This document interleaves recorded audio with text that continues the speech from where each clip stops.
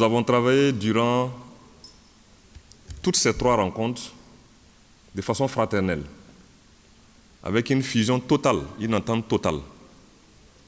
Et ça a contribué à raffermir les liens de fraternité déjà séculaires qui existent entre nos pays, les liens forts d'amitié et de fraternité des plus hautes autorités qui nous inspirent et les liens forts entre les populations de nos pays aussi qui nous inspirent.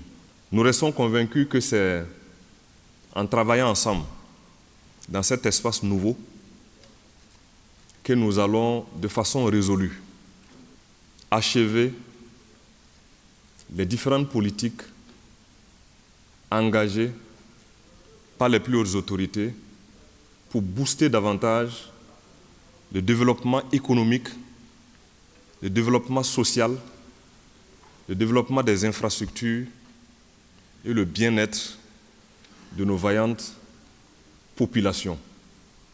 Travailler à ce que notre espace soit une référence. Il est déjà d'ailleurs dans la sous-région, en Afrique et dans le monde. Travailler à ce que ce flambeau brille toujours, tout le temps et à jamais. Et la mise en œuvre de ce volet de développement est certainement, très certainement, la responsabilité des ministres en charge de l'industrie du commerce. Parce qu'en vérité, ce sont ces ministères-là qui ont en charge du pilotage de l'économie réelle.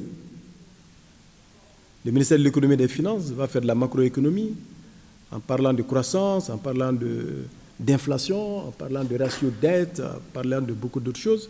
Ça, c'est des considérations macroéconomiques. Mais l'AES étant l'AES des peuples, c'est le travail au quotidien, les résultats de tous les jours que les ministres en charge de l'industrie et du commerce obtiendront, c'est ça qui va justifier l'adhésion et la totale adhésion des populations à la cause de l'AES. Nous devrons travailler véritablement à rendre la vie facile à nos concitoyens. Et en cela, l'objectif recherché est d'assurer un approvisionnement correct de nos différents marchés, l'accès de nos populations aux produits de première nécessité, mais aussi et surtout porter des politiques industrielles qui vont être de nature à assurer le développement économique durable, participatif et inclusif de nos pays. Nous avions évalué le plan d'action 2025. Nous avons vu le point qui a été fait. Des recommandations ont été mises en œuvre. Des recommandations sont en cours. Les recommandations n'ont pas du tout été réalisées parce qu'elles n'ont même pas été entamées.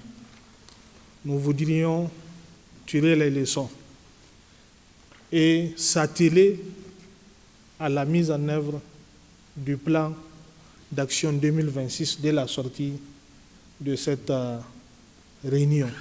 Et l'institution d'au moins 3 réunions dans l'année doit nous permettre déjà d'évaluer presque quasiment à chaque trimestre ou à chaque 4 mois ce qui est fait par rapport à ce plan d'action.